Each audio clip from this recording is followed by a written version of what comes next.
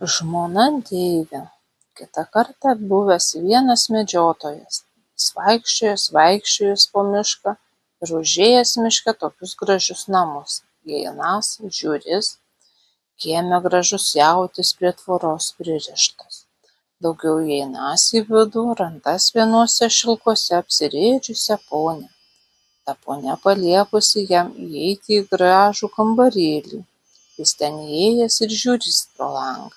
Pamatęs, kaip ateina daugybė ir taip gražiai apsirėdžiusių panų, ir kiekviena turėjo rankose po rykštę, ir praeidamos vis kerta tam jaučiui su savo rykšte, o jautis vis tiktais įsirėžia, kai jam sukerta.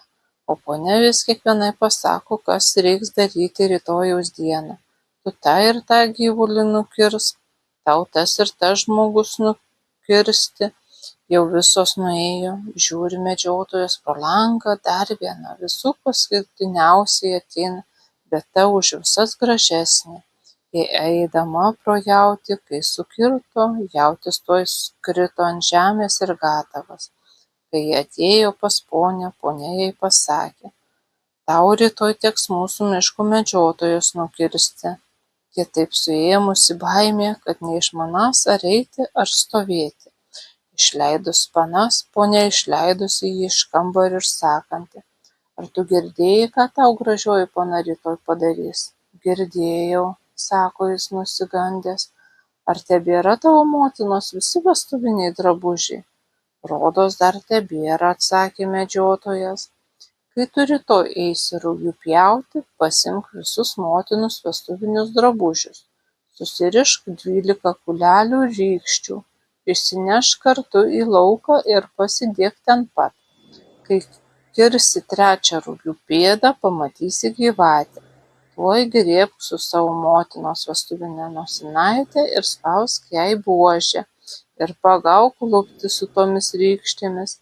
Jei ji raitosi kaip nori apie tavo rankas ir apie tave patį, neįkirs, o tu ją bausk ir bausk, kol ji pasivers į tokią paną, kaip dabar ją matei. Paskui ji tave nukirs. Kai ji pasivers į paną, tu jos drabužius tuojau nuplėšk ir apvilk savo motinos vestuviniais marškiniais, o visus jos gražiuosius drabužius tuoj sudegink. Ji jam viską taip susakė ir išleisdama dar perspėjo, tik tu neužmiršk viską taip padaryti, kaip aš tau sakiau. Gerai, neužmiršiu, ne, atsakė jis. Rytojaus dieną jis susiieškojo visus savo motinos vestuvinius drabužius ir nosinaitę, surišo 12 kulelių rykščių ir išėjo su šeimyna rugių pjauti. Viską nusinešė ten pat į dirvą ir padarė taip, kaip ta ponia sakė. Iškirto 2 pėdus ir 3 kirsdamas pamatė gyvatę. Jis tuoj su motinos vestuvine nosinaite pagriebė gyvatę už buožės ir suspaudė. Pagriebęs rykštes, na kapoti, na plėkti, tos sutrūksta, ima kitas, o ši raitytis, na taip raitytis ant rankų ir ant to paties, bet jis neišsigąsta.